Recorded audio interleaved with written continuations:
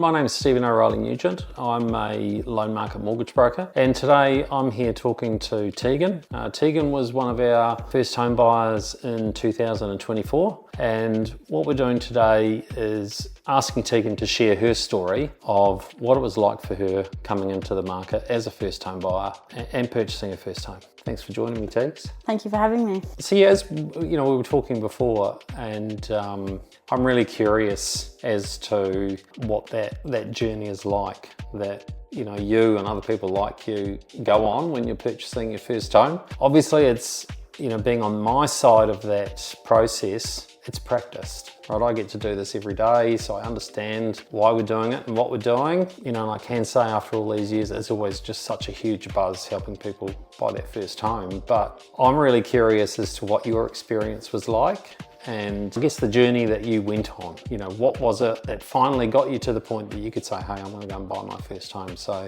you know, when you in your own mind made that decision that you wanted to buy a house, you know, what advice did you get? You know, who was giving you the advice, or where did you go looking for your advice, and how did you start that journey? Yeah, so I think through my parents it sort of stemmed from there, trying to sort of get myself in a position where I could purchase a house. I knew how hard it is for young people, so it's always been in the back of my mind, and I've been in real estate for a few years now, so that's always been a factor of mine, or a goal of mine I've been wanting to achieve. So I've been working towards that for quite a while. Again, my parents have sort of helped me, as well as my colleagues and yourself, of course. And actually, you know, my curiosity about you being in the real estate industry, were the team ever encouraging you, go, hey Tegan, you got to do this and you got to do that, and look at this and look at that? Did you ever get that kind of guidance from your peers? Yeah, a little bit. It was probably self-inflicted, I think. It's, as I said, it's been a goal of mine for some time now, so it was sort of stemming from that, but absolutely I had support around me. And so when it came to, you know, your savings plan, and the reason I bring that up, it's a massive question for everybody. How the heck am I going to save, you know, a deposit to purchase my first home? What were the little things that you did? And, you know, the examples I want to give you is, you know, did you have a separate account? Did you actually use a different bank? Yep. Did you sort of read up on any of the schemes or things that you could follow? You know, what did you do to build up your savings plan? So I've been working on it for a long time, and sometimes it's hard to see the progress with savings, but I did have a goal saver account, and with that it sort of was like a little stepping stone into where you want to get to. So with CommBank, they have a separate account for that, and essentially you can pop in what you want to save, and then it will help you get to it, tell you how much you need to get to that certain date period, and that helped me. That goal saver account has actually got some goal setting features in it, is it? Yeah. Do I understand it? Yeah, it does, and for me that really helped, just to sort of break it down and what I needed to get to reach that goal for that date, and ensure I do achieve that. Yeah.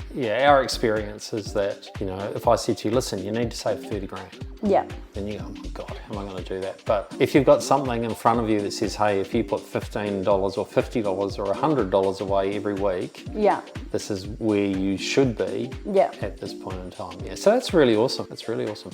And were you aware of any of the various schemes that are available? You know, whether it's offered to you by the federal or the state government. You know, there's some new stuff out there at the moment. There's also First Home Super Saver Scheme. Had you seen or heard of any of those things when you started? I had seen it, but I hadn't actively looked into it myself. And so with CommBank, do you have all of your accounts with Commonwealth Bank, or was your goal saver account like something that was out of sight, out of mind, or could you actually see that, you know, anytime you logged into your app? And sure, I could see that. I didn't have it hidden away. For me, it was more enjoyable to watch those savings grow, because this has been years and years, you know, over the last probably, I'm going to say 7 years, I've been trying to save up. So for me, it works better to see it and then keep going with that, because then you can see the change and the progress that you're making. So that's more rewarding for me personally. Yeah, what I'm hearing from you is, as you saw that account grow,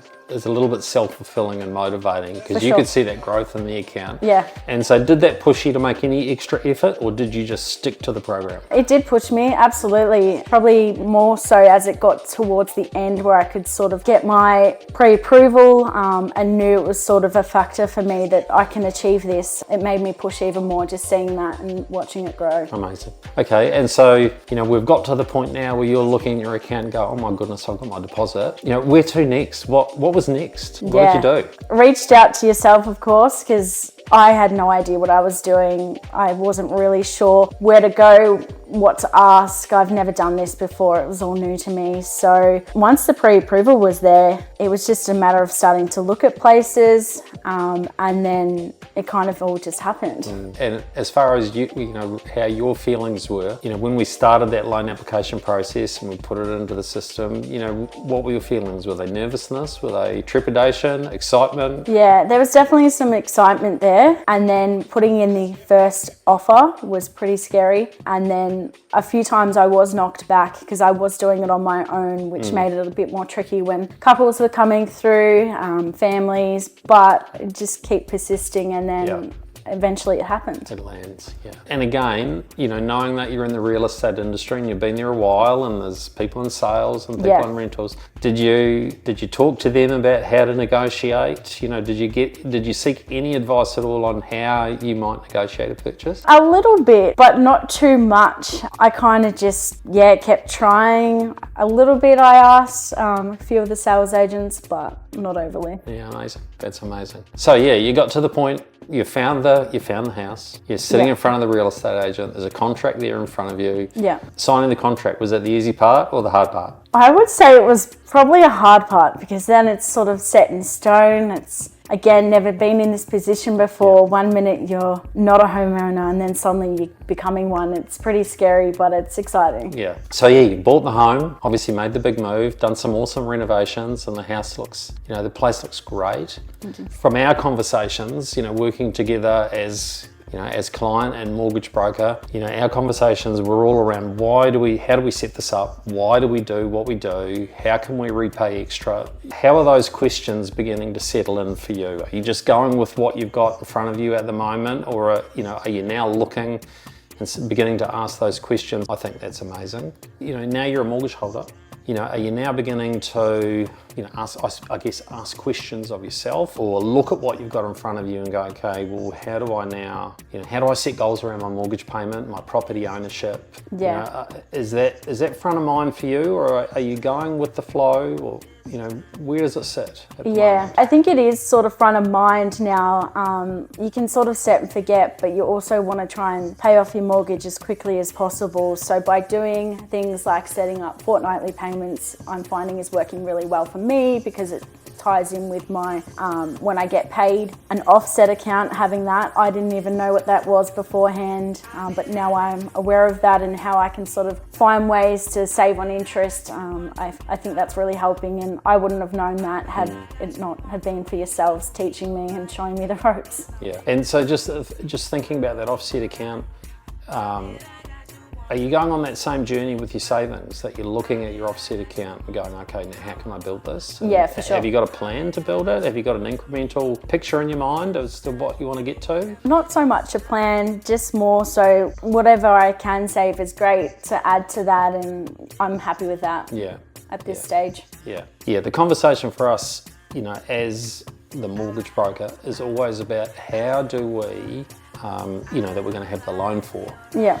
You know, as we would have seen when we went through our work and being clear on what bank and how much it was going to cost, we would have seen that, you know, considering today's interest rates, if you stick around just doing the monthly payment for the next 30 years, you'll pay more than 2 times, you know, what you borrowed. Yeah. Right? And that's a huge cost. Yeah, so, you know, and particularly with Nadia and I in the business, you know, our next goals with you are to make sure that, you know, whatever we are doing with Commonwealth Bank, we are screwing that interest rate down as tightly as we can. You know, keeping an eye on whether interest rates are going to go down or they're going to go up, you know, and then talking with you and strategizing that next period, which is going to be the next 2 to 3, maybe 5 years of what you're going to be doing. You know, and the purpose of the exercise for us, and we always hope it's the case for our clients as well, is sure. that we build that mindset around, okay, we've got to build equity here. Yeah. You know, this is a good opportunity for us, and that's going to lead to other opportunity in the future. Absolutely. So final question, is this it? Is this the dream house, or do you have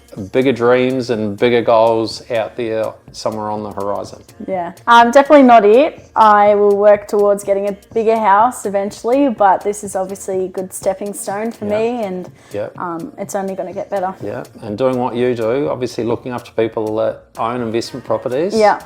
You know, would you consider keeping this property in the future as a rental, or Absolutely. you yeah. would? Yeah, I would look at renting it out. Would that be the first? You know, would that be sort of the first thing on the list? Can I continue owning this property? Yeah, for sure. Well, thanks, Tegs. I really appreciate you. You're welcome. Really appreciate you doing this with us. And you know, I really hope that what you've shared inspires other people and just gives them that, I suppose, inspiration that they can go out there and do exactly the same thing. So, Absolutely, of course. Thank you for your time. appreciate it. So thank you so much for watching. It was really awesome to be able to share Tegan's story with you. If you are beginning your journey and you have any questions about any of the things that we spoke about today, please don't hesitate to reach out to us at Loan Market on Network Broking. Thank you.